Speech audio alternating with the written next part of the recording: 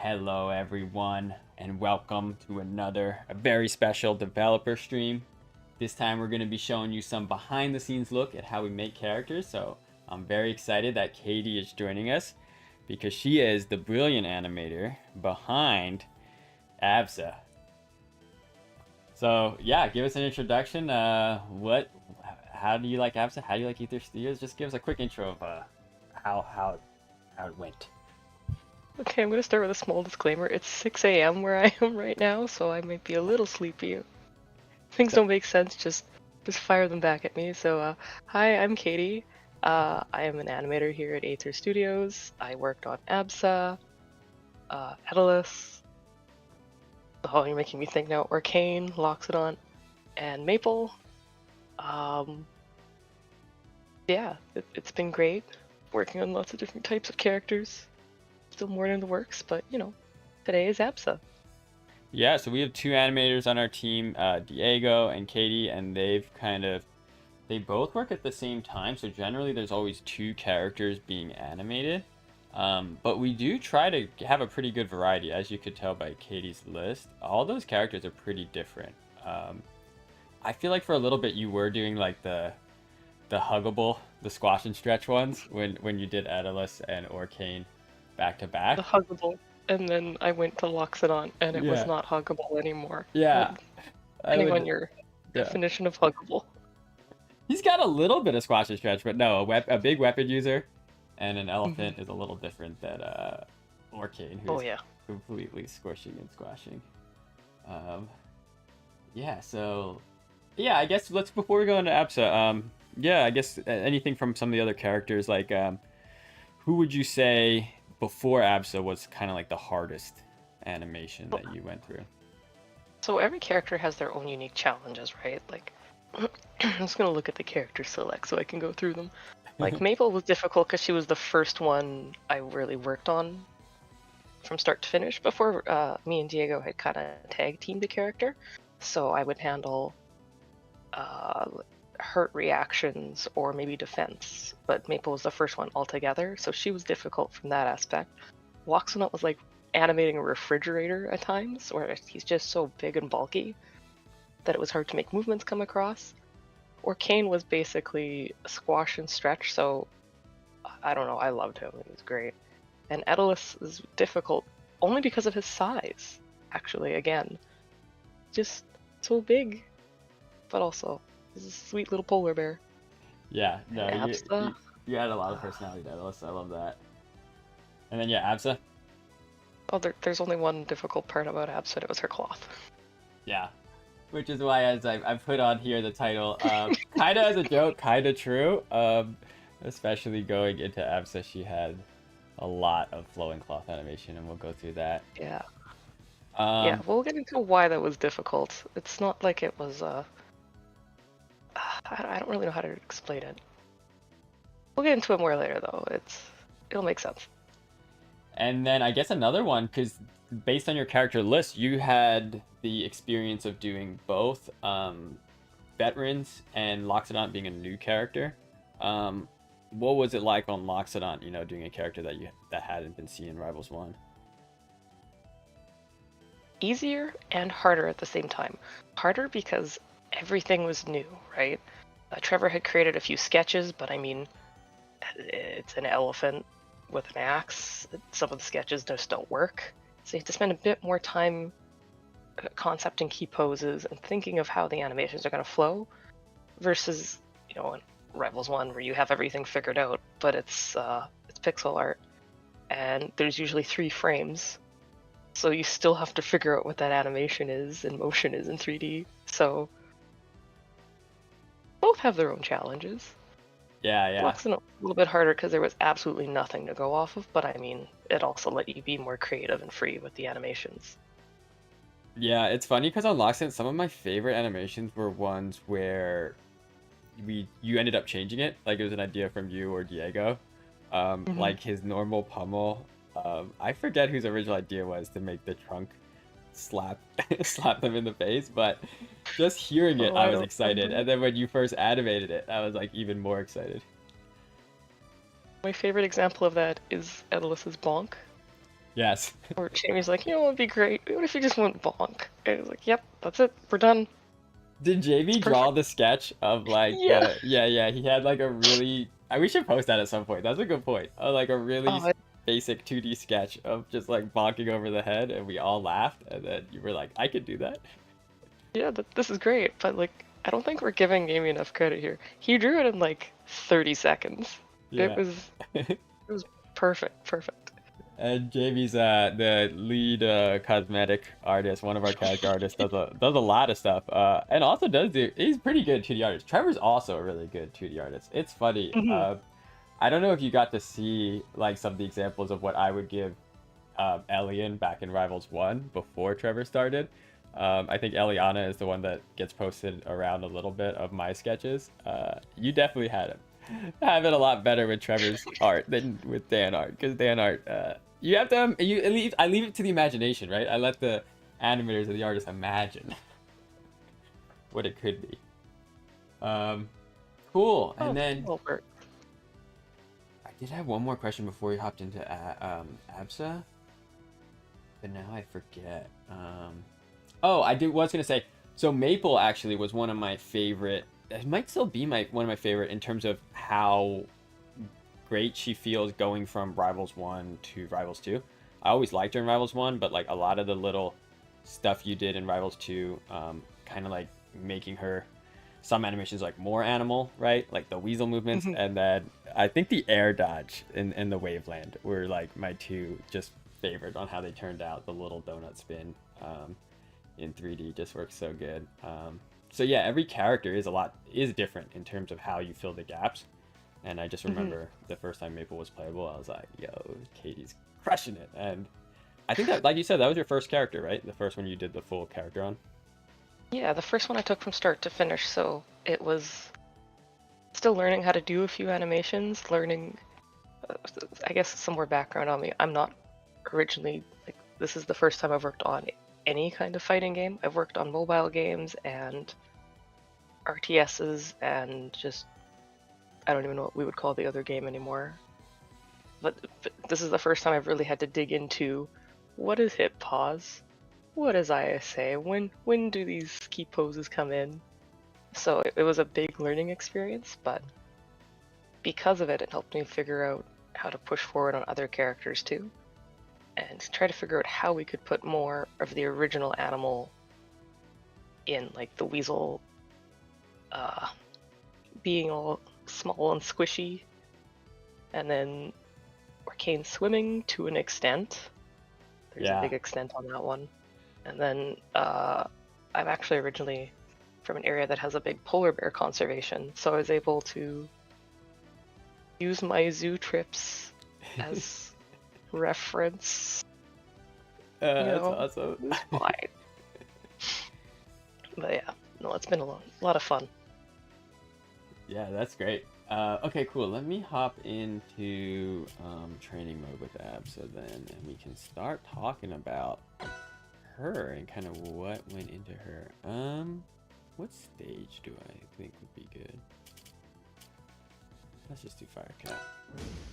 And then let me switch the cameras over so they can see Absa nice and big. Cool. So Absa, we talked about it a bit already. Obviously, the biggest challenge being cloth. But what's some stuff? I guess a good first question would be what's something where it kind of came easier than you expected going into it when you're like, ooh, I'm really worried about X, Y, Z, but it ended up not being too bad. So Absa was a bit of a cheat character in the beginning because okay, so my best example is Jab. Her hitboxes for this are just placed by Trevor versus her arms.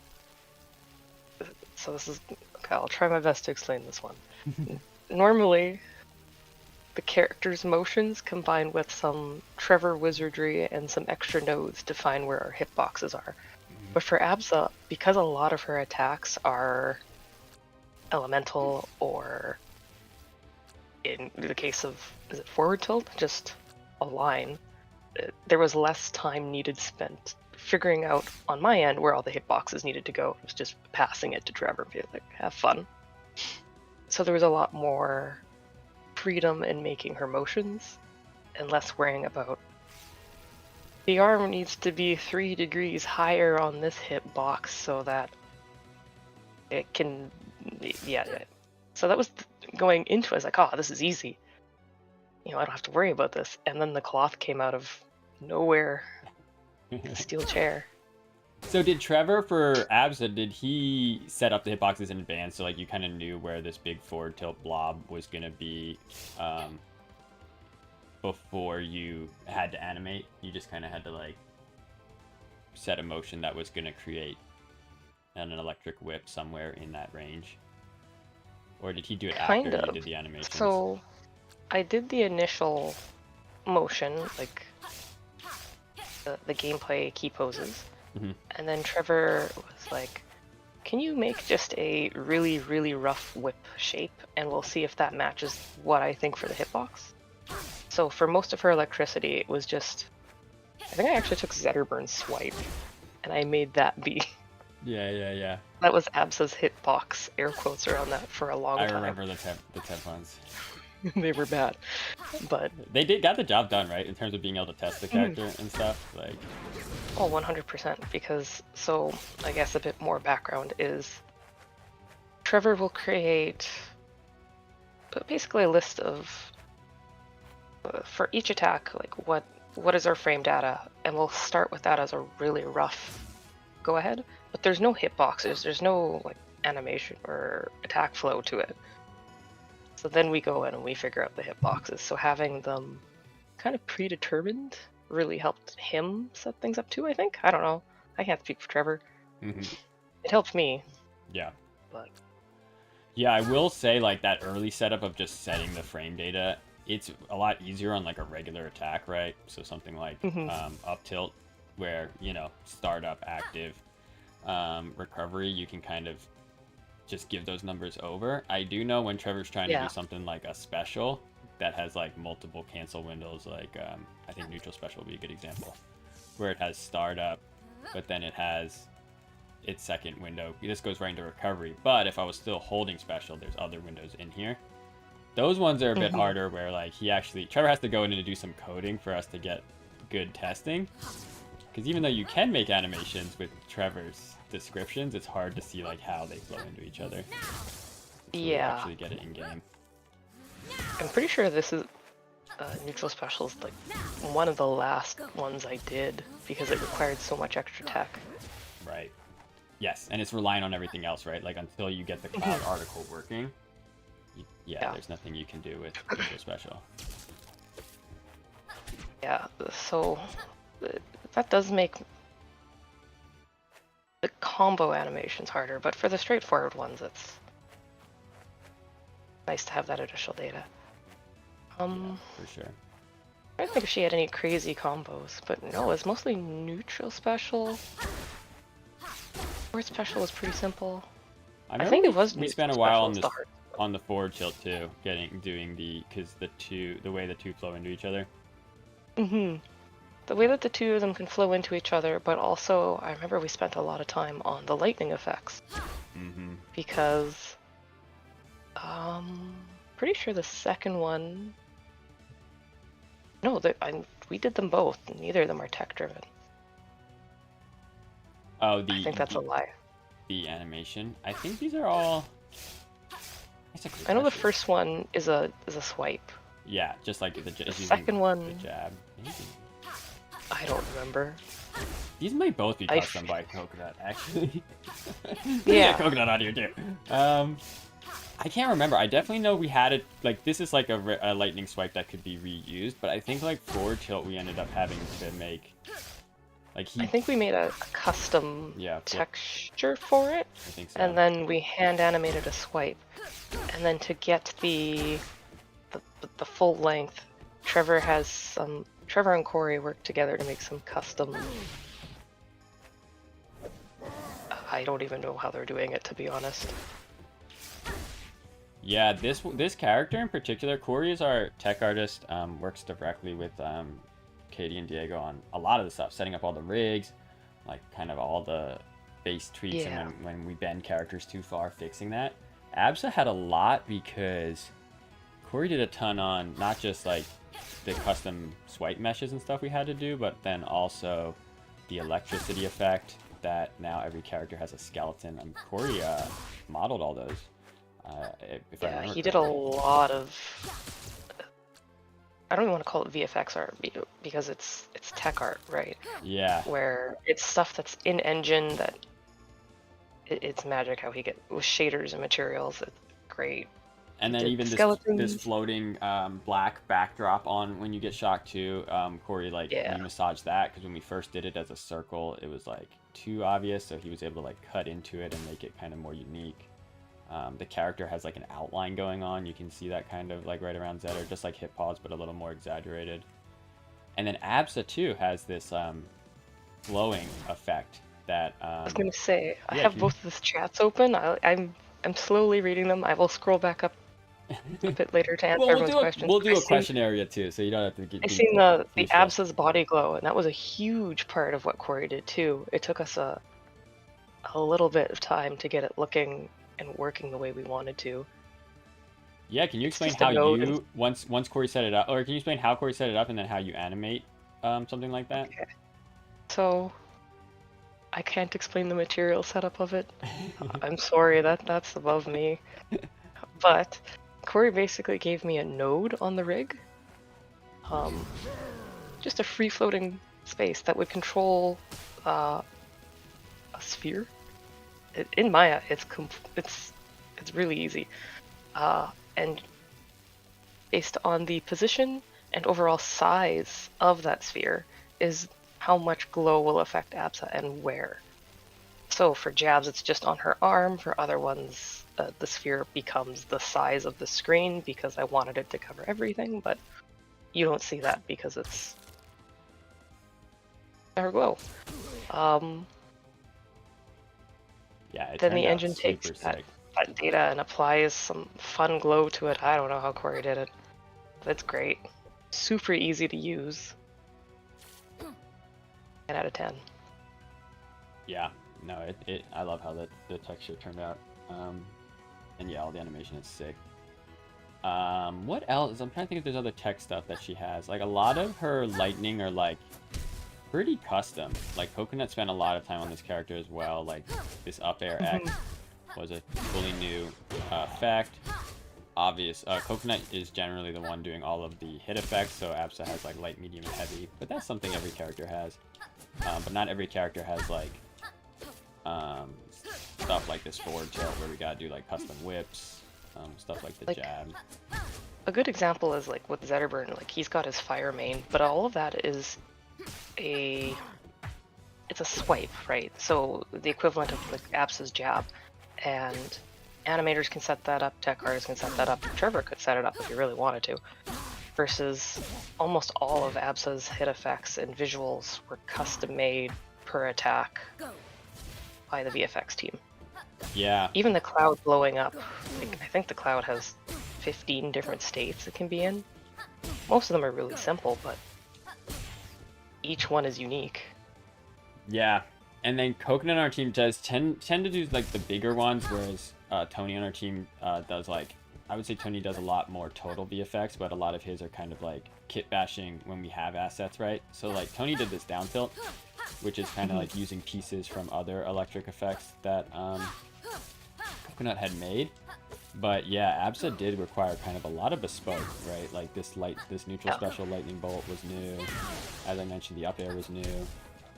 I think Tony like reuses the up air on the up throw because they're kind of similar. I mean, it's very similar. Yeah. I hope he was able to reuse something.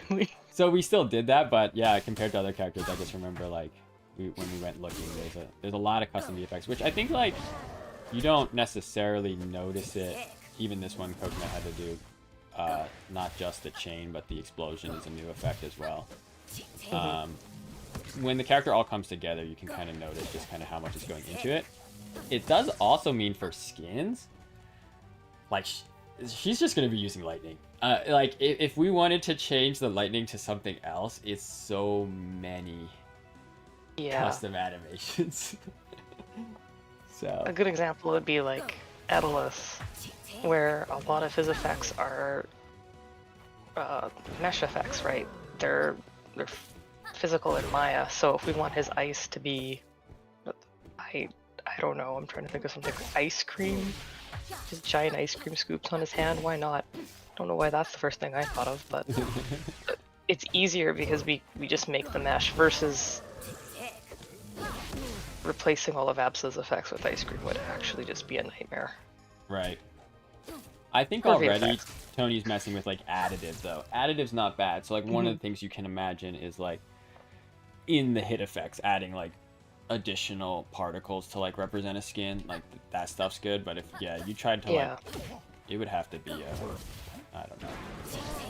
we could maybe recolor Yeah, color helps too. some of it, but to make like I guess another good example is the dandelion. Hmm. I think Coconut would just cry. Yeah, for sure. All right, so here's a follow-up question. Yeah, how is it? How would you say it is working with? Because Trevor and I still do a lot of the feedback when it comes to animation. I think when we started out, there was a lot of kind of like frame by frame review. Like we would go into calls and kind of Mhm. look through. I think as time gone on with you and Diego, there's less of that. Like Trevor and I still do it. We still go through frame by frame, but it's not. We're not spending hours and hours in the call. It's more like, when a character is at gameplay level now, we kind of go through all the animations at once at a gameplay Mhm. pass. But yeah, just kind of from your perspective, what was that process like? How do you like working with Trevor and me on a fighting game?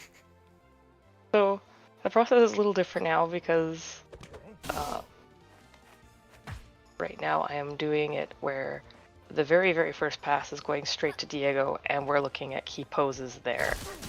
And hopefully in that review we're catching a lot of the issues that would have come up with Trevor looking at hitboxes and then overall key pose readability. So what we do is we get a first pass animation in and I give it to Trevor and I tell Trevor, set up the hitboxes for me and make sure that everything is reaching where you want it to go. Make sure that the window lengths are correct, because sometimes I was like, what would be better if the recovery was twice as long, or it would be great if the startup was half the length. I'm like, no, Trevor, don't do this to me. But so Trevor will give a lot of super technical feedback, like in the case of Absa's kick there, make the hoof reach like X longer and this much higher. So you do that first pass, get everything set up for Trevor, and we come to the next one. You're like, it would be better if you did 3 spins. So Trevor's feedback is super technical, whereas yours is more overall readability and I don't want to say flashiness, but just like making it each move stand out and feel unique. Yeah. But it's also good because now we have 3-4 people looking at it and giving different perspectives.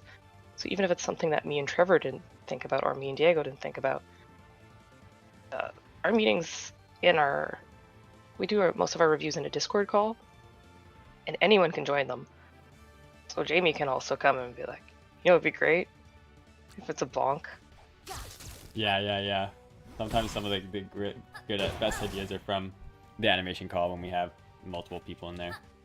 Because everyone's got great ideas, things that, when you're working on it, you kind of laser focus in sometimes and you miss really obvious things that, I think, so Absa's original pummel was, does she have the headbutt now? She does, Yeah, so she originally had a slap, but her special pummel was also a slap, and her forward throw is also a slap. So we had to brainstorm how to make them all feel a little bit different, and I think, I don't remember who it was. Someone just in the call was like, what if she just headbutted because she's a goat? I'm like, of course. Yep. And she's Why got not? horns. Well, like, obviously. And it's funny too because I remember this one vividly when we first made the call. Both special pummel and regular pummel were really similar to each other. They might have been opposite hands, but like they played really similar. And then I remember we changed both of them so drastically, right? Like, not only did we Yep. change this to a headbutt, but then special pummel we changed to the multi-hit where it had multiple zaps. So like Yeah, already, before it was yeah, just one big zap. I think the original concept for it was more like Pikachu, where you throw your hand up and the lightning bolt would just come down. And you're like, yeah, it doesn't really work for special pummel. Like, yeah, we didn't have enough time, and that was also being thought of for another attack like this one. yeah. But yeah, and then I remember, so now they're both super different. Like, the slap might have worked with this special pummel change, but I think the headbutt's just cooler anyway, because we forget she's a goat. Because it was this move and then also her ledge attack. Because she, other than up tilt is kind of the idea is like, it's like her horns are electrifying. In Yeah. Rivals 1, she didn't really have any kind of horn attacks, even though she's a goat. So being able to give her some physical hits with the horns, right, to kind of add, be like, remember, she's a goat. I thought was a nice touch, because there's not too many new A attacks that we get to work with. There's the get up attack, ledge attack, regular pummel. I guess you can consider throws like kind of new physical attacks, but other than that, all the other new stuff is specials. Even then, a lot of her throws. Trying to remember them now. Up Throw is little point electric. She's got that push. forward throw is down. Yeah, most of them are electric based. So I love that her back throw's got the sweet spot kick, so that's like her kill throw, especially if you DI out like that Zetter did. Yeah, one thing I'll say about my role, I remember early on the animations with both you and Diego, it was, you know, definitely important to be involved early. And then I think a lot of the stuff was like just kind of learning how quickly you need to, you know, change pose, but not necessarily, you know, it's not like you're going right into an active, right? It's like you're trying to create that startup key pose, and you're trying to hit it really quick, but you also want to make sure it's animated at 60. So that was kind of the balance early. I would say nowadays my reviews are more like, I'm trying to approach it as if I'm like the end player, and it's nice for me to come in later then, because there's sometimes where you, Trevor, and Diego had to solve an attack a really specific way, right? And then you're like trying to you're like, I flipped this, the recovery is already like flipping over 3 times because you like had to do something crazy, and then I come look at it and I'm like, hey guys, that flip looks really awkward, and then you're like, yeah, we know, here's why. And then it's like, the player's not going to have that history, so it's like, okay, what other solutions can we think about to like make this not look awkward? Because even though I get why you went down this path, it's like we need to make it look good. So there's been times where that's kind of the stuff I've been looking at on like Absa and some of the recent characters. But just because you guys kind of have been kind of crushing it when it comes to like the I don't know what you call it, like the silhouettes and the key poses. Like I think you guys have been doing a really good job of hitting those early in gameplay paths, where like there's only ever like a handful of animations I call out, as opposed to the first couple characters where it was like on Trello, I remember. Yep. Every single attack, it would be just like lists. Yeah, there'd be something. So there's still lists. I just haven't. I've been pretty bad at getting those lists in Trello. I'm waiting for Matt to be like, "What are you doing? Are you actually working?" I'm like, yes, I swear. There's lists. I just haven't put them in Trello.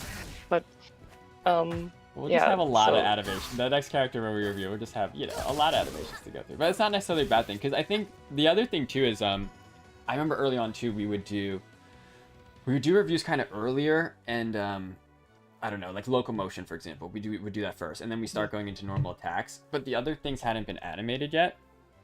And I do think it's beneficial to kind of have as much animated as we can, because my feedback might be like, hey, can we get more personality in on XYZ?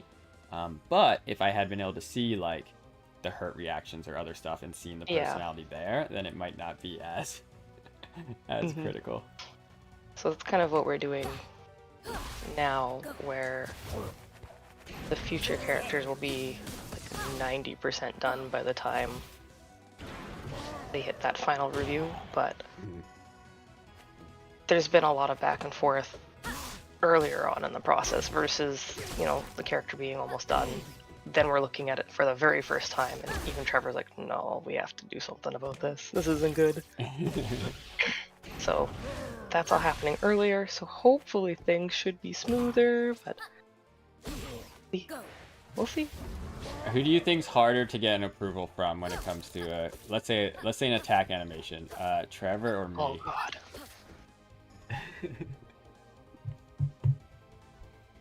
Oh, that's difficult because Trevor can come back like 6 months later and be like, you know, it'd be fun Right. if we doubled the recovery. Like, no, Trevor, no.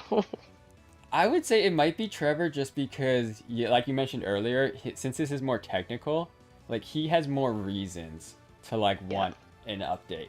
Whereas I generally, if it looks good and it reads good, like I'm not going to be as concerned about the hitbox. And even in Rivals 1, like when I was doing it myself, a lot of the setup, like you're always doing this balance. I think like players like to, they'll still in Rivals 2, I'll see it on Reddit occasionally, like post screenshots of like, hey, why don't these hitboxes line up exactly to the visuals?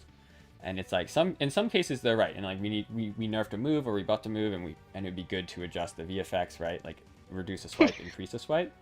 But the other thing to remember too is like the animations and the VFX are sometimes they should be bigger or smaller than the hitbox because you're trying to like at full speed without hitboxes turned on, you're trying to give the best feel. And the best feel isn't always 1-to-1 because this is like a multiplayer game. So the best feel needs to be for both players. You know, if it was a single player game, we'd have the benefit of the player character. You always make things a little bigger, and the enemies, you always make things a little smaller. And that's how you get it to feel fair, right? To a player. This is a multiplayer game where both players, it needs to feel fair. So like there's more, there's a lot going into it. So sometimes I'll see people complaining about certain attacks, right, where I'm like, well, no, that's placed exactly how it is, and that's because whether it's movement, whether it's the VFX, a lot of people forget that the VFX change each frame.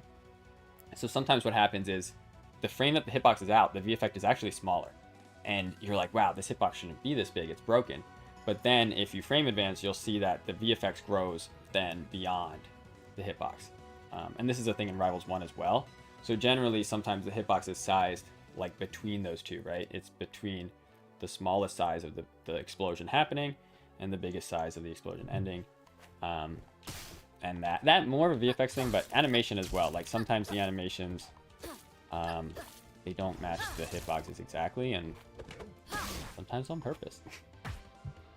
I did like that as you asked that on both sides of my screen, I have Trevor being like, I'd vote me for being the most difficult. But then on the other side, Diego's like, but what about me?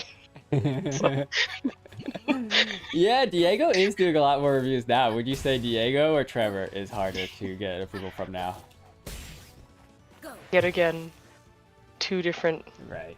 Like, you know, Trevor's doing super technical, but we're focusing really hard on readability, key poses, and before we used to get characters to maybe, I don't know, 50-60% of the way done in an animation. We're pushing them a little bit further now, but it's helping figure out overall recovery, ISA, stuff like that. Now, this way, by the time it hits you or hits your review desk for gameplay, you're not like, you know, it'd be fun if we had a bit more time here, because we've already thought of that. Yeah. Hopefully. Yeah. Hopefully. I remember Aerials was the big one of like, I was always looking at the ISA frames, and now when I open a new one, it's funny, I go looking for it. I'm like, let's see, if I'll eat my words here, but I go looking for the recovery, right? Because like, I go through and I want to see what is the exact frame that were considered actionable. And yeah, this one, I can already tell is perfect, right? So it's like right here where she's turning around, she's almost close to that level, that fall pose, but we're still well before it, where like if I, you know, hit the button here, I'm going to be able to act. Or if I'm anticipating that spin that she's coming out of, I'm going to be able to act. And then look, you still have a ton of animation here. These are all actionable frames. So that means you can double jump during all of these to cancel this animation.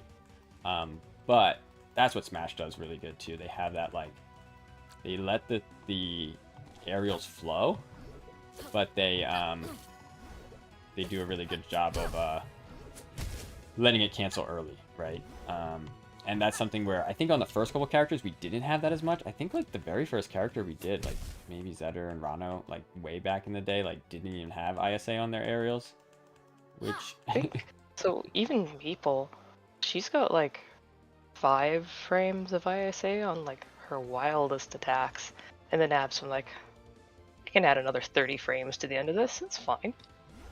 Right. Yeah, Abs is a lot floatier, so she can have that recovery. And I remember this one. We did talk about this one a bit because the challenge on this up air was like we did have to keep the hands up for a while because with a 30 frame recovery, you know, you want to show she's inactionable for as long as possible.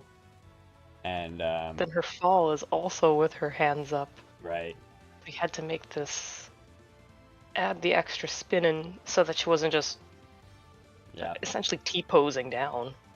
Yeah, I remember we tried to be like, let's like delay the spin and speed it up closer to the end to kind of let the spin show the actionability. Yeah, and all this stuff it's interesting too because it's kind of a discussion because there's lots like you as an animator have a lot of ways to solve it. So it's almost like a design and an animation thing when we're discussing it, but then when it comes to like the final look, it's it's all on you to kind of have when you want like that nice flow at the end, like that's all animation. A lot of working together, like Diego saves a lot of my animations with good ideas. Excuse me. All right, so the big one that we'll go back to the challenge that we discussed earlier. Walk us through the cloth on Absa and how you went it out from an early approach, right? And then also kind of how long, right? So we mentioned you get the gameplay up far, but obviously something like cloth, we would consider that like polish. Like how long is the cloth animation versus doing everything else? So when I started Absa, I'm like, oh, the cloth won't be that bad. It'll be okay. Get a few rough keep poses and like, yeah, this is fine. But then we started doing final animations and polishing everything up. And the whole idea behind Absa is she's a floaty character, right? Wind, flowy movements, almost magical, mystical energies around her. Like, even if the cloth shouldn't be moving that much, let's make it feel lighter and more magical. Then you realize we don't have a physics engine, and you have to hand key that yourself. We tried using I did some early explorations into, I don't know what to call them, like Maya tools to help auto-generate some, and they just did not work because they expect it to be light cloth that just falls down immediately. Right. Whereas a lot of Absa's cloth is pretty free-flowing and does its own thing. So the gameplay, I would say, took 50% because we went back and forth on things. And then the final pass took even longer because cloth. Yeah. Like the rest of Absa didn't take that long to polish up because she was a good chunk of the way there already, but the cloth took a long time. Would you say on every character it's different, but like getting her to gameplay was faster, probably significantly on her than getting from nothing to gameplay, then from gameplay to final. Yeah, it was probably like twice as long, maybe 3 times as long on the gameplay to final pass for her. I would agree. Definitely twice to 3 times as long. Of course, for saying this, like she took like 6 months to do cloth. No, it's most of the time we can get a character's gameplay done in about 2 months. 2 months ish. There's some back and forth, so usually maybe 3. Her Absa's final alone took 4 months. Right. But there was also back and forth on VFX. We changed some moves. So it wasn't all just spent animating 3 pieces of cloth, but it definitely took a lot longer. Because like with some of the animations, especially the ones where she's flipping around, if that cloth just looked dead, I don't know, it wouldn't have looked as good. She wouldn't have looked as flowy. Yeah. One thing So too, at a I've seen. certain point, you realize that you kind of have to spend a bit more time on it, otherwise it won't work. It'll go against your whole character idea and flow, so Yeah. sacrifices were made.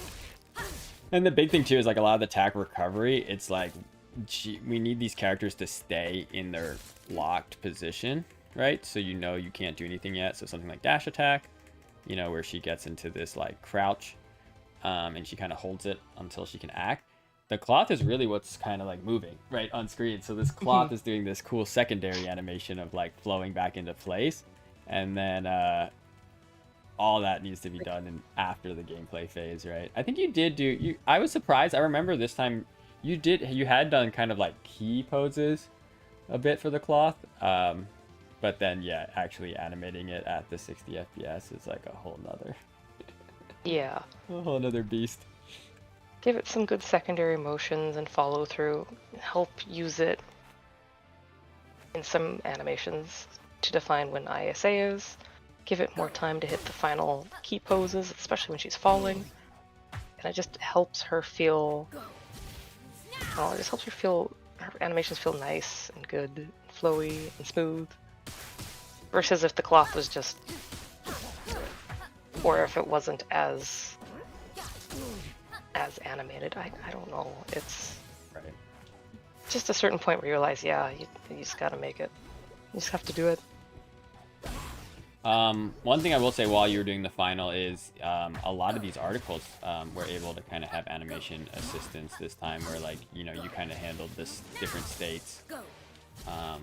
So you were doing, as the code was coming online, right, as Trevor was finishing the mechanics, there was a lot of support with both you and Corey to kind of set up everything for VFX. Yeah. The cloud is a great example because when the first time I got the cloud, like, oh, it appears, it explodes, and it travels. Cool. I can make 4 animations. And then one day Trevor sent me like, yeah, there's like, oh, 10, 15 states we need things for. What? Okay. Oh god. Hold on here. Yeah, it's I definitely cheated at Rivals 1 because when I did, I mean, I made those states over time, but for a lot of them, I just had the cloud sprite, and I filled all the colors white, and then I used that that like hit pause one for like, oh, when it's about to do this, it's just white, or when it's about to pop, it's just white. Whereas in, you know, 3D, we actually, you know, these are like animated. It's actually a good point about Absa in general, is I remember you saying she's one of the first-ish characters? More in a sense that a lot of her sprites from Rivals 1 were reused. So, like, I think it was her... She was Elian's second character after Harry? Maple. Were the same. A lot of the attacks started from the same ball pose just to save on overall sprite work and provide those frames elsewhere. So it was like every single aerial started from the same pose. Oh, I that do won't remember work. that, yeah. So that is another thing that we had to do was Differentiate. yeah. Yeah, Me and Diego looked at a yeah. lot of Sailor Moon gifs. A lot of Sailor Moon gifs, because it was like, what does she do for her magical beam energy? Like, I'm sorry, I can't think of the moves right now. Don't call me out. But yeah, we spent a lot of time coming up with almost magical girl-esque Yeah. moves for her without it being like her twirling and flipping her hair. You know what I mean? Well, even this, you have given different silhouettes to Nair and Special Pop, which in Rivals 1, I'm pretty sure they were the same exact sprite. I just put the little electric dots over... yeah. Or Alien probably did, honestly. Put the little electric dots over Nair and then didn't have it for and Special Pop. But now we kind of have X and Y, which I like the vibes of. Yeah, I think her Yeah. Air... Is that the one where she flips around and throws her hands up? Yeah, that is like Sailor Moon transformation Beautiful. Yeah, the spin into for the beginning. looking up. And that's one where I don't even remember what the original thing was. And Diego's like, it'd be fun. What if we tried this? Yeah, yeah. You're right. That's great. 100%. I think That's it. I think we can open up to chat questions. One thing that we should maybe do first though is that George sent us Absa skin ideas. So he polled the community on our official Twitter. What did they think the common skin was going to be? And what George recommended is that we could look through some of those suggestions, and then we actually in this build have I think she has 2 common skins unlocked in this build. So she has the one she'll get for coins, the one she'll get for the progression for leveling up. So let's go through that first. Katie, you might want to like open up one of the streams. You'll be a little bit behind, but if I go slow, you'll be able to see. And then Yeah. and then we can Well, so far, Sailor Moon or Magical Girl is winning. Oh, for Absa skin. Oh, that's a good idea. Yeah. It's perfect. You go ahead. Have fun, Jamie. Magical and electricity are already close, right? You don't have to change much. Mhm. You just add some hearts or something in. I see the vision. All right, so Snowstorm skin. I like that too. let me change the stream over. Punk. Oh, let me turn the game off. That wasn't on my. So someone mentioned a rock punk skin. I've seen it a few times. I'm trying to scroll up to find it. But one of a question I got was why shorts? Oh, which good. made me laugh really, really hard. Because she didn't have anything before, and that made it even weirder. She just had a belt. She just had a belt. She had a belt. Yeah, she had her little sash there. There was nothing else.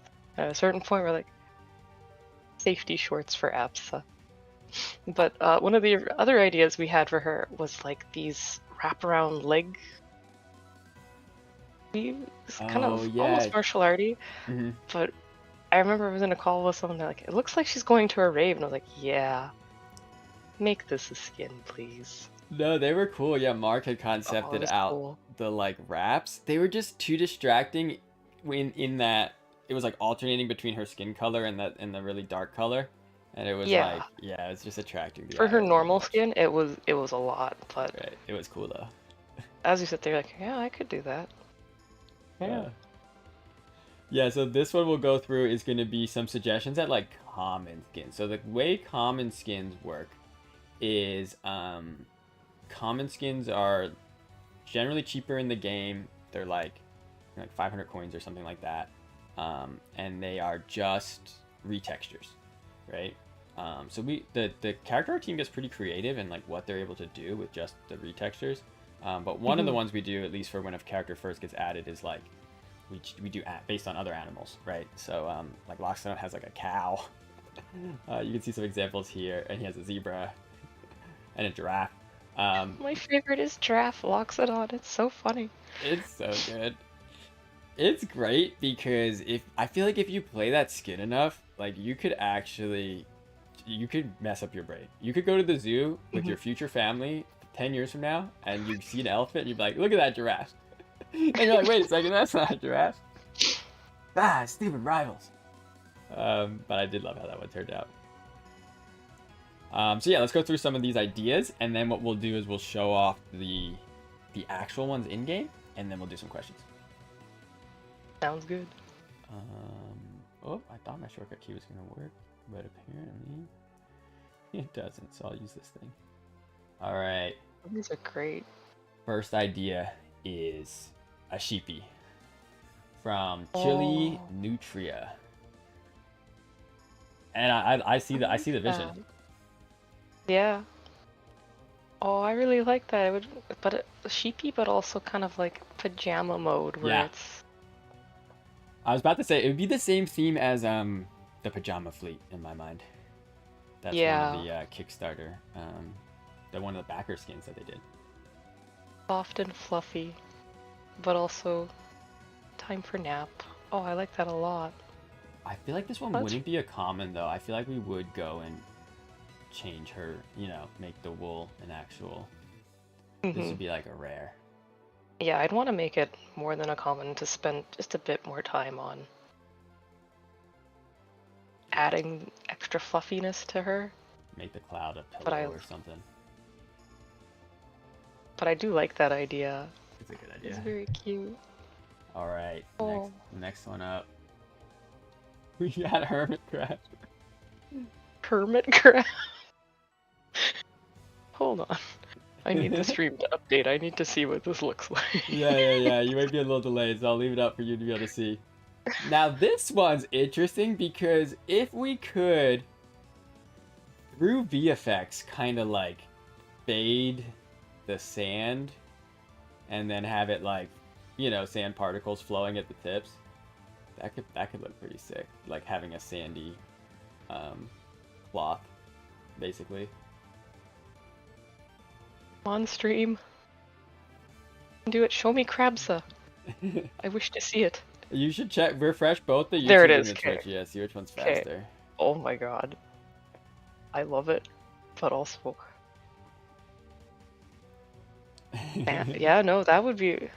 I like that. Let me see if I can get. Actually, let me just send you the images real quick. Yeah, let me do that. So then you can go through in order. Okay. No, I like Crabsa. It's cute. It's funny. It reminds me of Aggro Crab, who they're our best friends, I think. Best friends in gaming right now?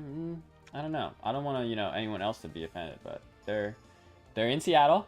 They're generally right next to us at PAX, and their sense of humor is very similar to ours, which all of those means we do. We invited them to the direct when we did the indie direct, so Mhm.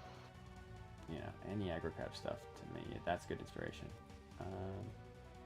Sorry, I am gonna drop you a zip file. So I'm just really bad at using computers, if you can believe it or not. It's not like this my entire career or anything. Just doing things on computers. That's alright. That's why I made you do all the training mode play. No one will see how bad I am at this game. Now I will show you a ledge attack. 10 minutes later, you finally grab ledge. You're like, yes! Oh, sorry, what attack was it supposed to do? I swear to God, any review, it's like I've never played a video game in my life before. You're probably much more self-conscious. Like, I feel like Trevor and I had those. I remember we didn't care, but I remember you being self-conscious about, like, doing the attacks. We're like, it's fine. But yeah, especially when you're on keyboard, it can be tough. Yeah. Well, when you're testing the animation, you're like, oh yeah, I know how to do this, no problem. And then you go to show and you're like, oh my god, have I ever done a neutral special in my life? Now I have to pop. Oh my god. So funny. That's why we have the parry button in the air now. No, this is Italian Turtle. Thank you for Hermit Crab. Just a little scary, but I think it's good. It's good vibes. All right. Now that I can zoom in on it, it's beautiful. I love it. Our next one we're going into is Mouflon. I hope I'm saying that correctly. A Mouflon sheep. I'm not even gonna try. By Zerp251. This is a good common skin. Yeah, this one is funny because it's almost a palette. It might be a palette. I mean, you could definitely do a little bit more with like the fur splotching and the black, but yeah, this would be like, this is kind of similar to what we would do for a common skin, right? Especially some of the ones that come with the character, because I think over time we just go, the skins get crazier and crazier as we go. So starting out from something a little more conservative is always it's a good call. Could even, if we wanted to, round out the horns just a little bit more, but I mean, this is great. Oh, we changed the horns. That's a mesh change. That's why I was like, wait, hold on.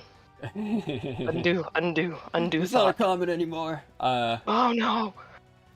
I forget. I'm trying to remember. At one point we had like a distinction. Maybe it was rare or common. I think it's where we could change common one thing. is just, yeah, one thing. Rare is change a few things. Oh, it's for White Elephant Loxodon. We said if it is just a palette change, so like if this one was just a palette change, then we would also be willing to do the horns. Because for White Elephant Loxodon, it was just a palette change, but then we wrapped the axe, and that was like a mesh change. We were like, this still counts. That's common. All right, next one. Oop. You already know what it is. Another sheep, but this one is now referencing the Rivals buddy.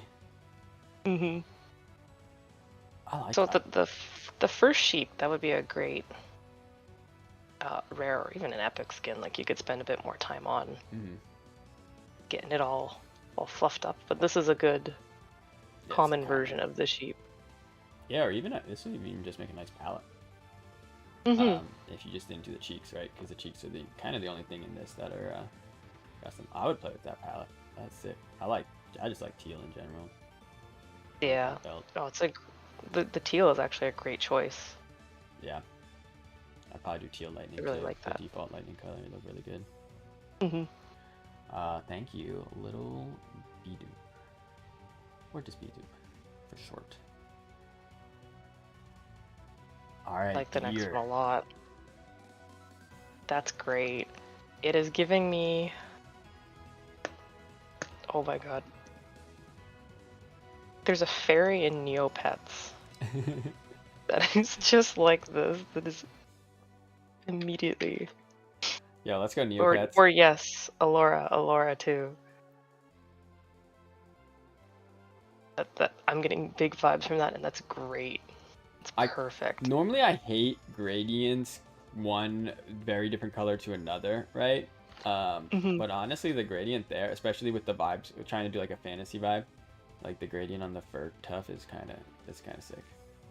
Yeah, Alora too from Spyro. Those are the two things I thought of immediately. I was like, that's great. Because those are such, I don't want to say iconic woodland critters, but like, it's great. Yeah, let's see. And this is by Ruski or Susanna. I like this one. It's good. This feels like you drop this right in. This is something that our skin team would come up with for common skin for sure. Oh boy. This one's funny because I'm pretty sure on a chat literally yesterday or today, this animal was in there when talking about Absa. This one, the challenge is, so some of them, sometimes... I thought it was a Photoshop, man. Sometimes the reference is, like, in real life, this has a lot of contrast. And, like, we ran into this with Loxodon. We ended up having to, like, downplay it a little bit. In the actual skin, like I think we had the regular Loxo full white and black at first, and then when you play it and he's moving around, it just kills your eyes. So then it's like you go to beige and brown, right, for like the default zebra. So this is another one where like when you actually would do final colors, you probably would have to do off-white, and like you wouldn't want that as much contrast. But I think one we'd have to see in game, because who knows, with her lightning it might actually work really well. Yeah, that's true too. You could. I do like the contrast between her legs, and like, it's just a beautiful animal. Yeah. Oh my god. I can't believe it's real. But yeah, no. The more I look at it, the more I think it's a weird Photoshop, but I know it's real. Yeah, right. Beautiful creature. I actually really like the face pattern too. Yeah, I think it's cool. Yeah, this is great. I just noticed her little wings have it. Oh. This is from Ease the Squirrel. Let's go, Ease.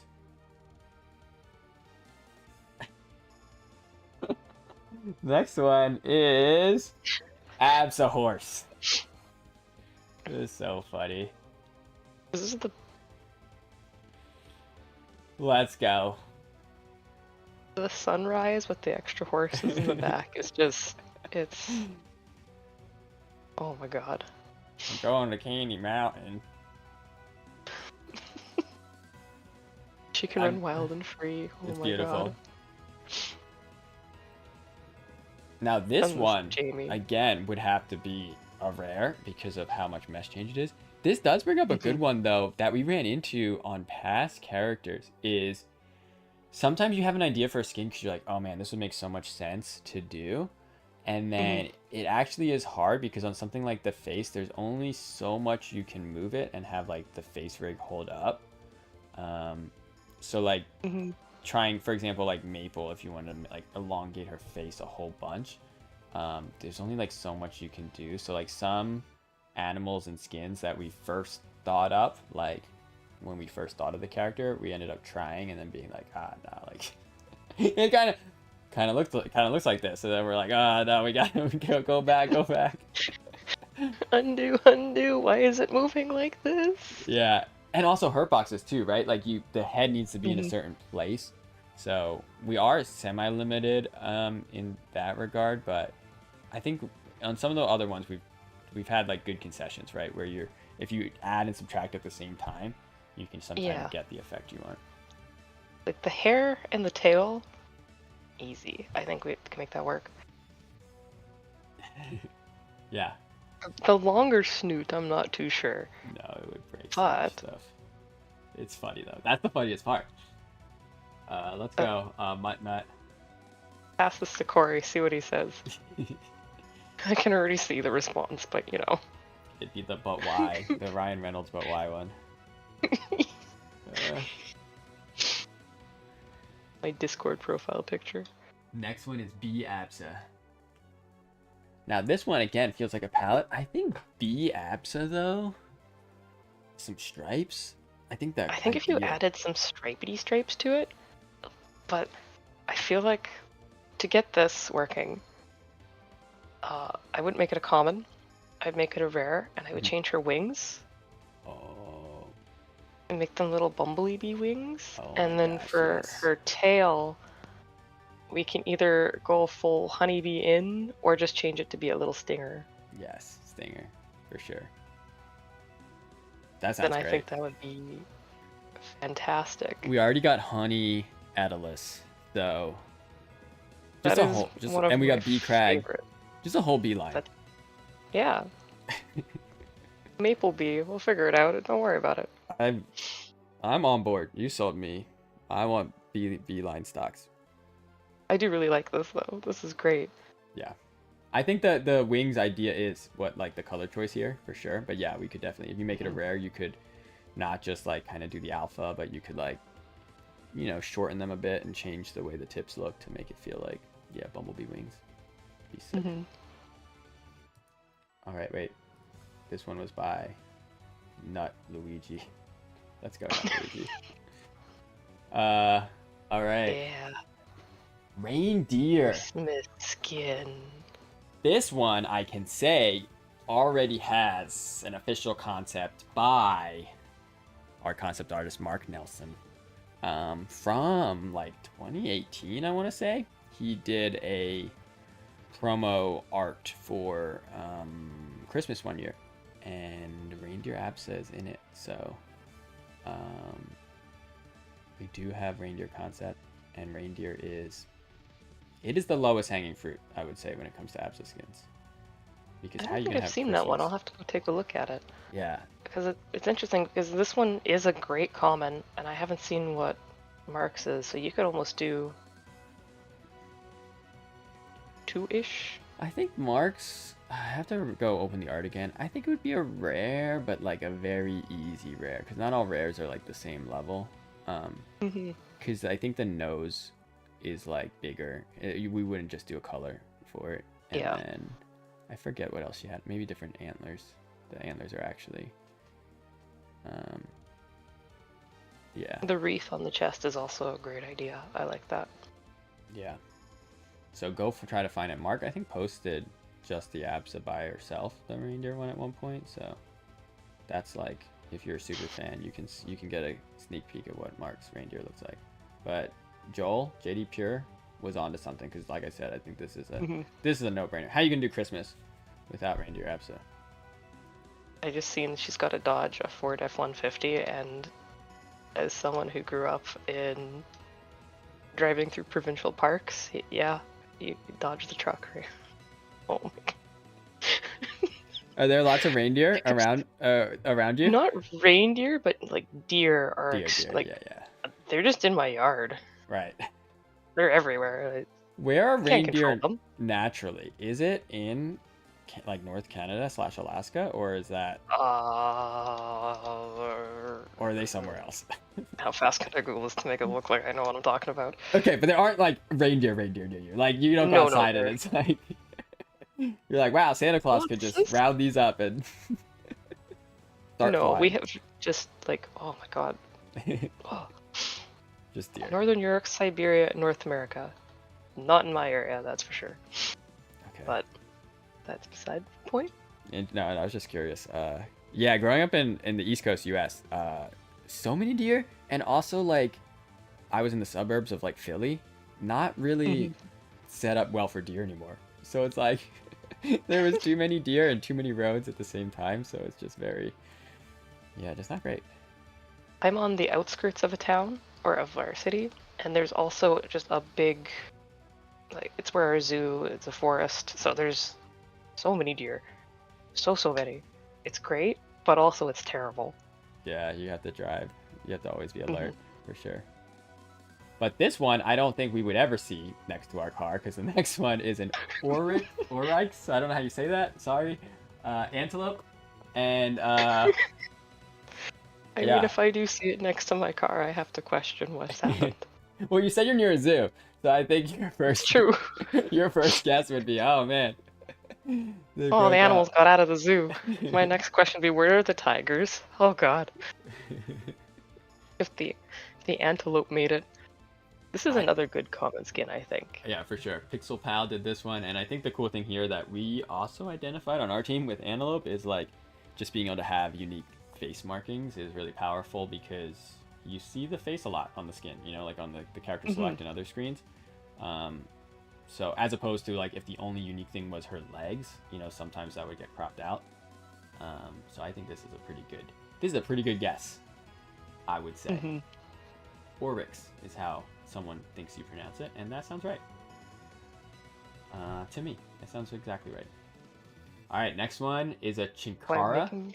Oh, this is great too. I like the I zebra like. cloth. Yeah. It's nice. And this is by Rarest Raven, or Raven Rarest. You know. Yeah, this is a good comment. I like the cloth detail. Yet again, the facial markings. Yeah. Good. The other funny thing with commons too is I really like a lot of our commons. If you notice, the default one is brown because the skin comes with the red, blue, green palettes, and it's like if you're not doing the character's standard colors like browns, kind of yellows, orange, you don't want it to be like straight red or blue or green because then it's more work. It's either Trevor has to go into code and like mark the default as the color for teams, or we have to have like 2 red palettes on the beginning. And so if you'll see, like a lot of times we do lean for like something like this would be a great default for a common skin. No, I really like this one a lot actually. Yeah. I haven't really put a lot of thought into how to change up the cloth, so I really like seeing different cloth. Like this feels obvious now that I look at it. Like, yeah, of course, give her animal patterned cloths. Yeah, for sure. Duh. But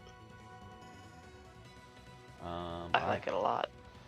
The next one is a gazelle, and again, just like the antelope, this one has the face markings, which are just super cool.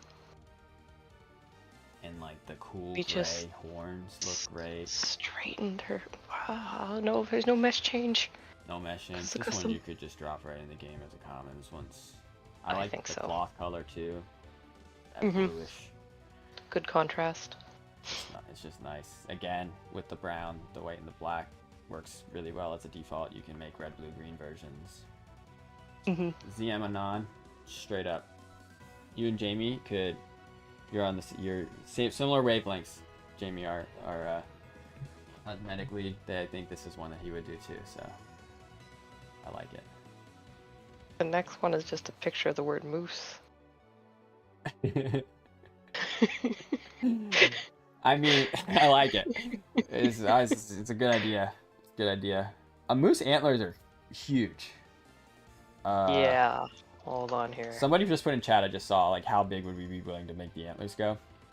To a point, right? Just like I was mentioning about trying to elongate the face, just like the horse.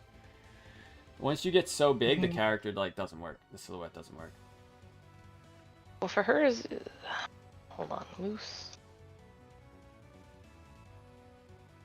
Okay, that doesn't work. I'm pretty sure the females don't have antlers, but... Really? Yeah. But then he's not gonna look like a moose. I would... That's why I was like, that doesn't work. Yeah. I'd be like, what happened to that moose's antlers? You can make them smaller. Like, there's some crazy moose out there. And then there's some... I think it's Mises is the plural. Mises? It's not. Mooses? Isn't it still moose? Is it moose one of the ones where it's still moose? I think so. I think so too. Moose and... Chat's just gonna use every possible option. I've got one more left. Oh, let's go. This is like an airy vibe. I was getting like the first one at first opened I thought was cotton candy, which also really cool. But I think Kalis Prophet is, you know, alluding to Kalis from the story that Absa tells. I will not sit idly by and wait for Kalis's return. No, I like instead of it being sheep, it's cloudy. I can already hear Corey screaming, being like, no. But had some little like VFX wisps coming off of her hair.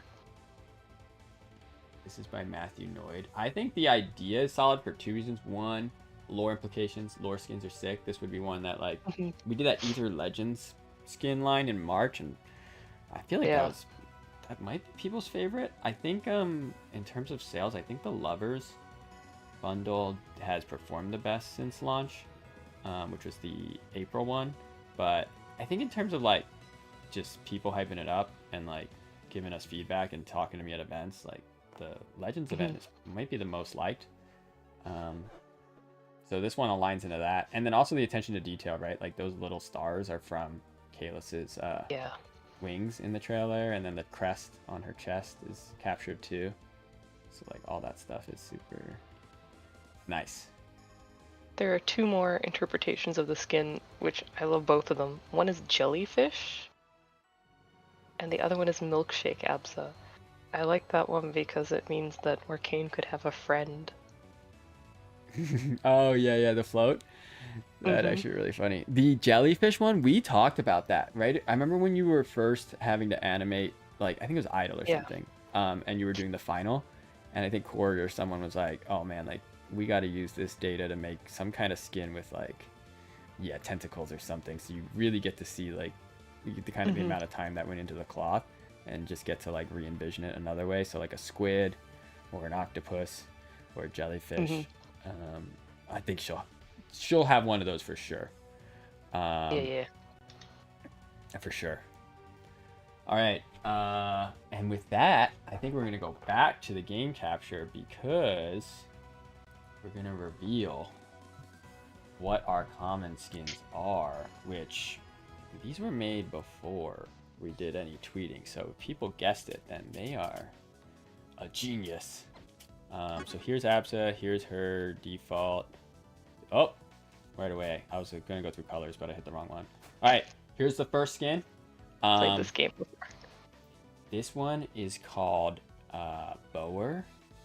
I'm gonna go in a game. We can check it out. Bower. Bow. It's a type of goat. It's a type of goat.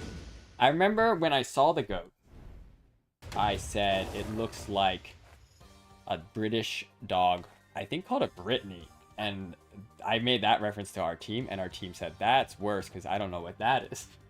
And it's like a kind of beagle that looks like this. Here's a dog. Oh, and then also look, texture on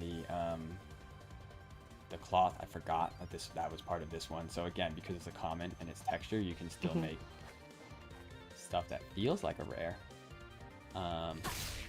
The electricity on the default is like a greenish color. How do you like this one?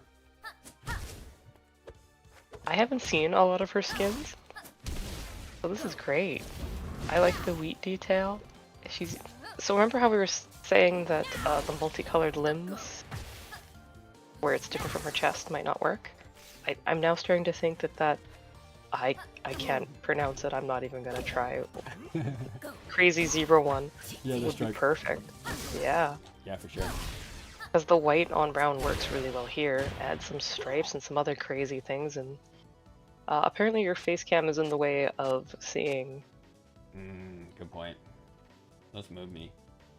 Oh, yes, thank you. That thing. Oh, I'm pronouncing it the way you pronounce a Japanese word. So the okapi. Okay. I'm sorry. I want to go over here. I'm gonna go near you. And then, you know what? I don't need a border, but I locked it. Where did I put the border? This one? No, it's you. Let's get rid of both of our borders for now. Here we go. We don't need borders. It's fine. Let's go over here.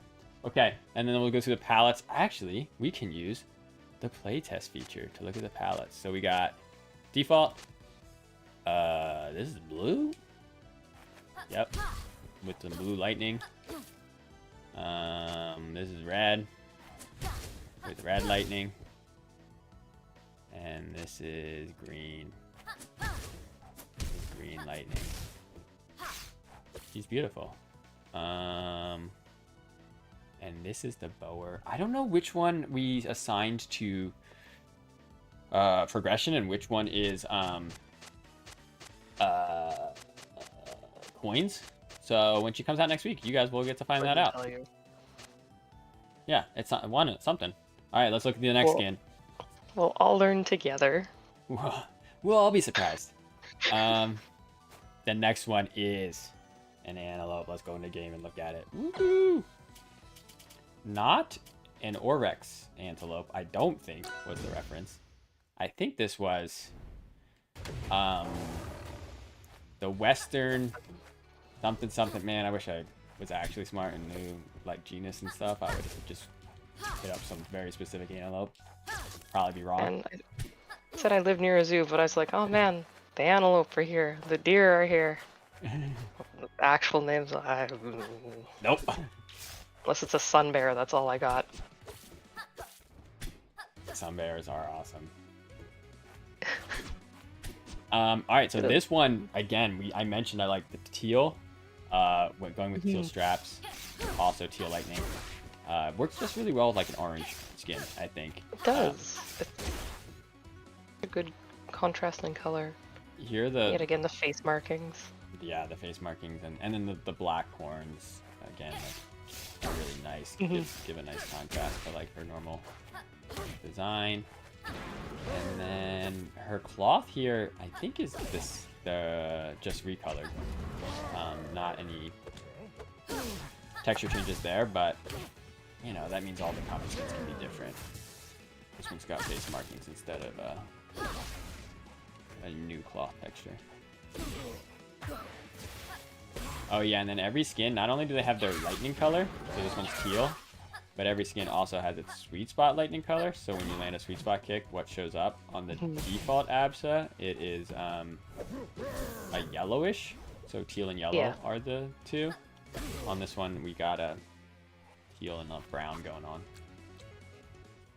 And then let me just go through the palettes real fast. So we got blue, again with blue lightning. We got red. This one's nice. I'd probably use this. If my Absa wasn't terrible. And we got green. Again, all the RGB ones are like kind of tame for two reasons. One, we do have any skin available to kind of get like additional palettes. I think we started adding more common ones, like there's like white tiger Atlas you can get, white tigers that are as well. That's one reason, and then another reason is we still have in our plans to add custom colors, right? So people will be going crazy. So our goal here is to just make sure that they look as good as they can while still, when you play teams, You know that this one's green, you know the other one's red. That's kind of where the default palette's a little more restricted than you could go if you went crazy. The green one is great. I like how that worked with the design. Yeah, I actually like a lot of the. I like how a lot of the antelope palettes turned out. I think on Bower, I would go default. I like that one the best with the green, the cool green lightning. But I think on antelope, I would go. I would use the palette. I'd probably cycle through them. They're all pretty good. Yeah. All right. Let's do some questions. Ooh. Well, I was gonna end at 3:30 Pacific, so we got 8 minutes. Let's get some questions from the chat. Ideally, questions for Katie, since she's so graciously here at whatever time it is in your morning now. At this point, it is 7:22. It's fine. It is all good. What about the Abyss skin? You're gonna have to wait till next week to see the Abyss skin. There is an Abyss skin. I can maybe show you the Abyss palette. With that, Sparkjoy. Let me switch back to Game Capture real fast. Here's the black palette. People like that. Do people like that? I think people like that. Got this like cool red cloth. I think people are gonna like that. That's the black palette. Yeah, see, look, Abyss palette. Because I'm such a gamer, that's why I have this one. Oh, this one's got, it's got the yellow on the sweet spot kick. Otherwise, the electricity is like pink. People are gonna like that. Okay. Some palettes for you too. There's another one in YouTube chat that suggested a kimono in for Absa. I am voting for that too. How would that work with the cloth animation? Would it like open up at the bottom? I will figure it out. I will make it work. All right. Okay. Then I'm down. That is like that's on point for me. So if it's between you and Corey to figure out, yeah, I will work with Corey to figure it out. I can already hear Corey being angry at me. Right. My general rule of thumb is if Corey's like, yeah, that's doable, then I'm like, yep. And if Corey's like, it's really hard, I'm always like, Well, there's other things we can do with it too, right? Like, else. I've got a few ideas for how you could make it work with her. All right, sweet. I'm just scrolling up to see if there's any more questions. Yeah, I saw some There's coming been in. lots. I know I should have been screenshotting them as they came in, but Somebody asked Katie, why do you have such good taste? ooh. There you have it. Just born with it. Tasting like. I guess in the skins, which ones you liked and which ones you didn't. They agreed with you. I think it's because I grew up playing a lot of like Spyro, right? Gex. So seeing different animal skins like that it's great to see different interpretations on them, but also taking whatever we have and changing it into something new. It's great. Everyone's ideas are great. Love them. I see 2 questions about my hat and do I still have hair? I still have hair, guys. Jeez. Like, it's still there. It's going away, but it's kind of long right now, too. But I still have some. In case you were curious. Just not as much as I used to have. Someone has asked to see the wave dash chains with Absa. Absa's cloud sentient. I wish. The wave dash chain. I think I did wave dash a little bit when that came up, maybe. Yeah, questions for Katie. Somebody asked, is Dan the worst to work for? Question mark. No, definitely not. No. Sweet. No. No, the company is great to work for. Like, I'm gonna dance around this one here. I don't want to make it sound like any other company I've worked for is bad. Right, no. But right, so No, I think we have a good balance because like Careful. yeah, of like Yeah. people getting to because we're still pretty small, but we're also compared to Rivals 1, it's just a lot more people and everyone's a lot more focused on what they do. But Hmm. as we talked about in this call a bit, like ideas kind of do. Everyone has ideas and they come from everywhere, and yeah, the best idea hopefully wins. Um, a lot of times when I'm generating ideas, it's because nobody else has time to to in certain areas, because they like for something like animation, right? Like the way we're trying to do 4 characters a year, so Diego and Katie are like, you guys are booked up, right? Yeah. There's a good, I want to say work-life balance. Matt keeps us on track. Matt's our He's producer. really good with it. Yeah, he's on our case about things, but in a good way. Um, Generally, we will hold a feature back instead of really pushing to complete it if we know that we can't. And I think that comes with the fact that we are a smaller indie studio, right? We don't have a corporate higher up that says this feature needs to be in. Otherwise, your game could lose funding, or we're just not gonna, we're just gonna release it as is, whether you like it or not. So we're very fortunate in that our corporate overlord is Dan. And if Dan wants to hold off on something or push it as is, that's up to him, right? Versus, when you hear other studios are like, yeah, we had 2 weeks to get this feature in because nobody planned for it and shareholders wanted it, right? We don't have that. It's great. It does mean, we're a smaller company. We can't push things out maybe as fast as I know everyone would like things to come out faster, but Yeah. we're working as hard as we can without uh, I don't want to say killing ourselves because that's not true. We're not doing that here. But yeah, we're all working as hard as we can. Yeah, no, I think yeah, all the disciplines were. I said when Absa was first announced that. I mean, she's my favorite in terms of a lot of the stuff. The sound effects, the animation, the VFX are all. Everyone's Mhm. on the art side. It's like it feels like everyone's hit a really good stride. But you're right. It's like balancing. We don't want to. We did even though we said at the beginning we're gonna do 4 characters a year. It's like if that became impossible or unsustainable, like we would adjust Yeah, before we killed Katie and or Diego. yeah, Um, it's because we're a smaller indie studio, and the fact that well, you guys are the fans, the people who play the game, right? Our player base are super understanding.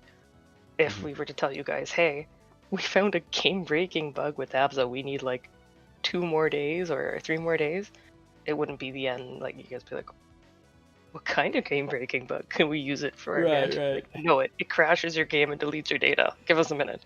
Uh, what would really happen But is we would push that, and then we'd be like, "Oh, we're trying to fix it, everyone." no, We no, didn't we're know also about very it. we're careful about that. We've got a lot of Yeah, tests going on. yeah. We've been improving our testing as we went, but I think at launch it did feel like that was a lot of the case because we didn't quite have our system set up. We got Luke on our team now, Menace from the Rivals community, helping out on QA. So Hmm. um, we're better. We're better at that stuff. And he sent me one the other day. I'm like, what are you talking about? There's nothing wrong with this animation. Like, no, look on this frame. There's a pop. I'm like, how did you even notice that?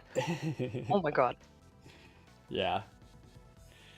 And it's funny too, Okay. because sometimes when Trevor changes an attack, pops start to get introduced, and then the animators have to go back and adjust it because it's like it was never meant to, be that little frames or that many frames. So all kinds of fun stuff. All right, somebody asked If you Katie, hear, what's your favorite animation that you made? oh man, the shark swimming animation for Arcane. What is it? His ledge. What is beeping? The ledge special, where he like swims. That beep It's I not my heard too. favorite because It might have been from my house. I'm pretty sure it was something in here, but I don't know what it would have been. Surprise beeping. It wasn't hard to make. It's just fun. It's such a Yeah, goofy little concept. That was one of my favorite ones to make I love because like he when had something VFX. different originally. I don't remember what it was. I think Trevor's like, can we make him a shark? Yeah. Well, so this Every move, time. not to like tease too much, but this move was a different move. This was somebody's down special, and Trevor was like, read it and was like, we are not doing this down special on this character. And I was like, what? And then like 2 days after he cut it, we were talking about Orcane, and I was like, well, here, I'm gonna write it up for Orcane's Ledge special. This Yeah, one's crazy it because works. it really feels like a special move compared. Like some of the other Mm-hmm. ledge specials are just bigger attacks, longer attacks. This one really feels like a special. Yeah. No, I like this move a lot. That was a good combination of animation, like, you know, he's moving around. Or you needed to introduce some new masking to make sure that he didn't appear through the floor. But also tweaking the masking so he could jump out. And then VFX nailed it too, it was great. Oh yeah, for sure. I love how it turned out. This there are a plus few one of is these so, here. so chunky. Someone asked who's my favorite character. It was Orcane. I've always loved Orcane, like even back in Rivals 1. So when I think it was the option of working on Orcane or Forsburn, it was Orcane, 100%. My favorite character personally. I love the Are there any personality. hard to in animate Orcane. characters in the pipeline?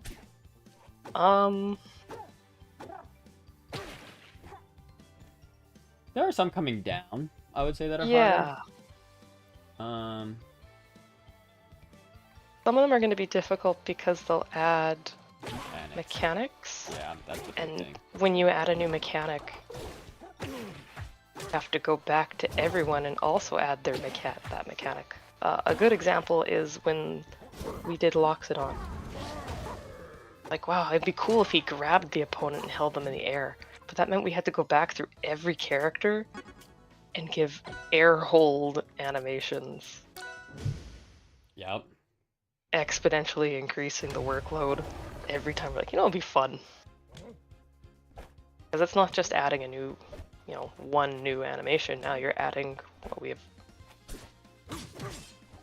12, 14 characters? I don't, math's hard. You're going back and you're adding it to each character. Yeah, and then the reactions. Although, I think this one, I remember early on in the discussion, it's like, well, we know we're probably going to want to use this again. So we're like, even though we have to do the work now and then go back and add a new, new states for every character and new animations, we're like, it will be used. There's been some questions about specific characters, and my answer to that is, your guess is as good as mine. You have to wait and I see. don't know. You have to wait. Wait for the character reveals. Do you have any evil animation tricks to share? Oh man, evil animation tricks.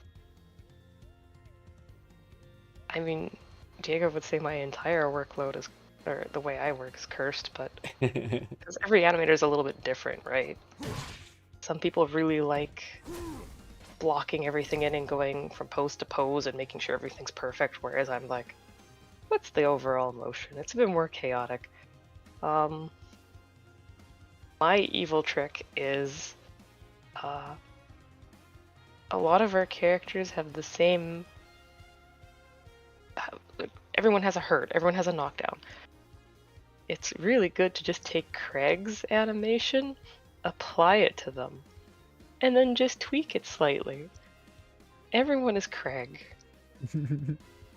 Or Claire. But that's where you start with, right? So that you get the overall motion feel. Right, Then you go in and you make it unique, but everyone at some point has just been Craig. Yeah. That's funny too, because in Rivals 1, when I would be building characters, I would pick the closest character to them and then start doing it. I would do the basic locomotion and like the attacks first. So for a long time when they would get hit, yeah, they would just turn into someone else's sprite. Because it's like, when I wanted to test, I didn't care, right? I was testing like just the move itself first. And it was funny that, yeah, even in 3D, It was a very similar workload, right? Like there's animations you want to test out first, and you just kind of do repurpose somebody else for the other ones initially. I think everyone has either been Craig or Zetterburn at some point. Like Maple walking as Zetterburn I remember that. is still the funniest thing I've ever The seen in my blades. life. The blades got really short. And just little stubby. Yeah. Oh, that was funny. Orcane was cursed with that because his rig just did not. So I don't even know if I have it saved anymore. I'll have to pass it to George. I think players got to see it because there was a bug when the taunts were getting sent to each other if you like went into training the right way. Okay, yeah, launch. that's it. I think people got to see like cursed Orcane and cursed. I'm trying to remember the one that's really funny. Someone turning Everyone's been a little cursed at some point. There's someone who looks hilarious with like their thing stretched out, but I can't remember. Maybe it was Raster. I forget.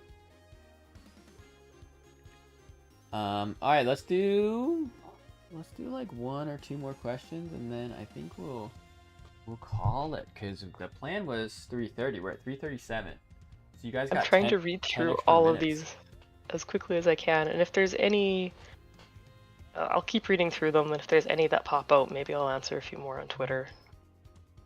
Yeah. I call it Twitter still. I'm old.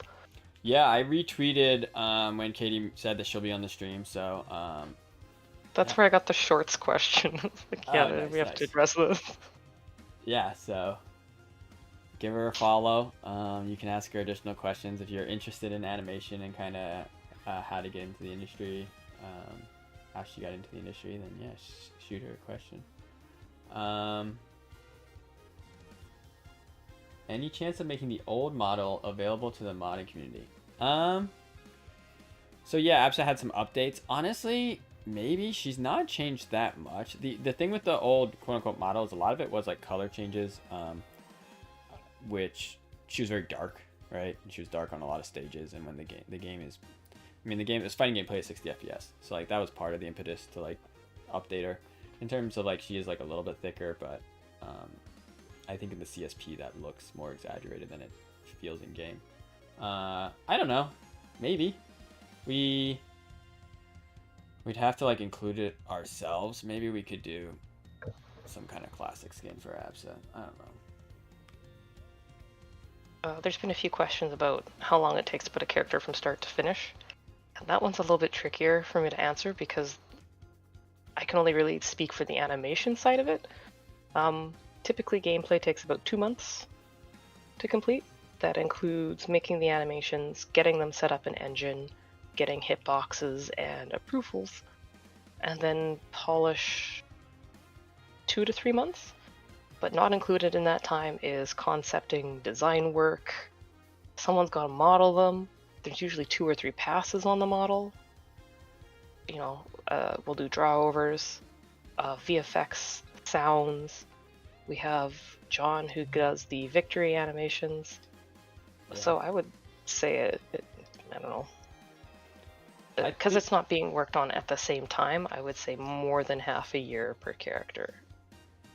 Definitely. I think if the character design is fully done, or it's a Rivals 1 character, and so that means it's all written up, all the moves are decided, the character's decided, which that takes time, and like that's hard to gauge because generally that takes many months because it's usually Trevor and I. Sometimes characters or ideas are contributed from other team members now, but it's usually Trevor and I just spread out because we have other responsibilities. But if you take that away, take pre-production away, if we wanted to make a new character and then we wanted to reveal it, I think 6 to 8 months would be the fastest we could do it. Mm-hmm. And that would be like we're not changing people from our core team, but we're making sure that nobody else is doing anything else, right?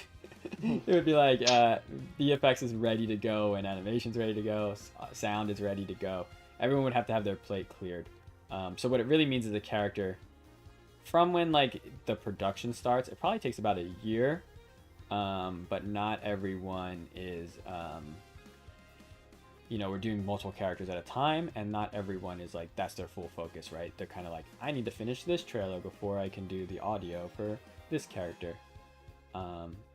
But yeah, I think if we really tried, we could probably get one done in like 6 to 8 months, maybe 6, maybe. That's if we were all pushing really hard, and it's sometimes halfway through you decide, you know, this move isn't working.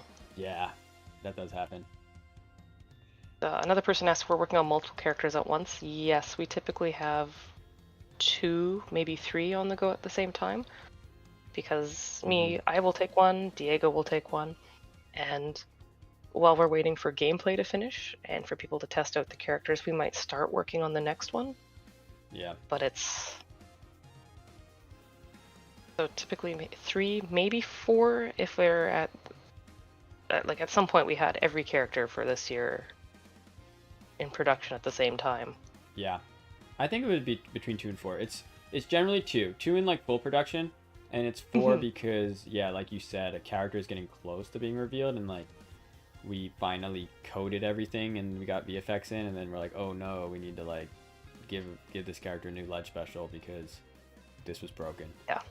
And then that makes it go from 2 to 3 and then up to 4 if both characters are dealing with that. Yeah. Cool.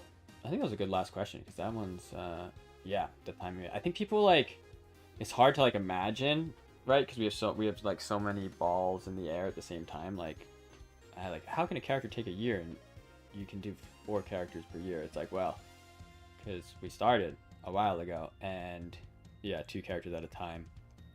I'm just thinking of Rivals 1, how Raster went from nothing to playable. I remember in 3 weeks. I did it before PAX in 2014. I don't remember if he probably didn't have custom sound effects, so he wasn't fully done. But that was the fastest I ever did a character in Rivals 1, because characters after that were, you know, a couple months, probably like 3 months. It took me to do because of the sprite art and stuff like that. And I still say to this day, we're still paying for how Raster only took 3 weeks, because as a design, oh my gosh, the character is so hard to balance. I don't know what I was thinking. Behind the scenes, we found a bug in Raster's eyes like a year ago, maybe more, and Corey was like, should we fix it? And we're like, nah, no one will notice it. And then we introduced something in this last 2 months. We're like, oh god, we have to fix it now. Like we've just been waiting to fix. Right. It's like finally you could see the face in a way that you needed to. It didn't even take that long to fix, but we waited on that. Yeah, I feel like a lot of Corey's work is like that, where it's like you're trying to avoid opening the can of worms, but then when you do open it, sometimes it's harder than you thought, and sometimes you're like, oh, that wasn't so bad. You're just scared of it. I'm taking so many screenshots. I'm going to answer a few of these on Twitter, so these are really funny. Oh, awesome. Yeah, that'd be great. Cool. Yeah, I think that's our stream. The plan still is we'll do these once a week. There'll be some weeks we miss because of like Evo and stuff like that. Hopefully getting more people from the development team. If you liked having Katie on, then hit us up on Twitter. Hit me up. Hit Katie up. Maybe we'll have her back to reveal some more evil animation secrets. If you're on... What is my Twitter name? Oh god. Here, hold on. If you find my account, I retweeted her about being on That's me. I'm always the same thing. Banana bread. I guess I put it... Hold on. Wait, I think we do need one final question now. Before we can let you go, Katie, is what is this tag, and how did you come up with it? It's because, okay, at some point I was using just banana bread as my tag. Okay. I can't even tell you why. Do you like banana someone bread? took it. Yeah. Okay. I think it's because we were baking a lot, and I was like, oh, I needed a tag, and I was like, oh, banana bread, why not? Perfect. And someone took it, and I was like, fine, burnt banana bread, and someone took that too, and I was like, how? So I just combined the words. It's burnt banana bread. Oh my gosh. That's actually beautiful. That's a beautiful lore. We got to figure out how we use banana at some point in the game. It will come up. It'll be something. A lot of the tags, especially early Rivals one, we're all like the tags of developers. You know, Edelus is that. Raster is the original concept artist who I went to college with. Zetterburn was my tag, so we'll figure Yeah, out a way to you get posted the Burned thing about this, like, what kind of animal would a banana be? We'll come up with something. Mm-hmm. All right. Well, thank you so much, Katie. I hope the fans had a good time getting behind the scenes look, and I hope hopefully we'll have you back as long as the schedule allows such. Go enjoy your I think morning. it will. Uh, I'll be back in normal time zones soon, so Cool. you know, we'll be fine. All But right. I just want to say thank you everyone for tuning in. There's been a lot of very kind words about the animation and the game as an overall state. Like, it's always great as a developer reading them. Like, one of our, I can't speak for everyone, but watch when we release characters at live events, seeing everyone's reactions is always just, it's a great feeling. So, just want to say thanks for all of that. Yeah. Thank you. And we'll see everyone next time.